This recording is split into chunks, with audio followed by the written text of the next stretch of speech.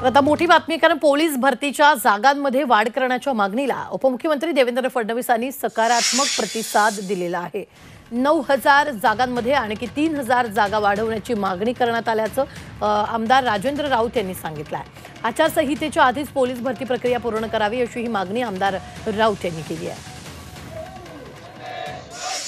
देवेंद्र फडणवीस साहेबांचा त्याला होकारात्मक प्रतिसाद मिळाला आणि विद्यार्थ्यांचं जे 9,000 पोलीस भरती करण्याचा त्यांनी शब्द दिलेला होता, त्यामध्ये आणखीन 3,000 वाढ करावी अशी पोलीस प्रशिक्षणार्थी विद्यार्थी आहेत त्यांची मागणी होती। त्यांना आम्ही सगळ्या विद्यार्थ्यांनी बसून त्यांना एक मेसेज टाकला, त्याच्यावरती त्यांनी ओके म्हणून रिप्लाय दिलेला आहे। त्याचबरोबर गेल्या वेळेस पुन्हा वय मर्यादा वाढवण्याकरता मी प्रयत्न केला होता, त्याला यश आलं होतं आणि रात्रीही तीच मागणी आम्ही मेसेजच्या माध्यमातून केलेली आहे।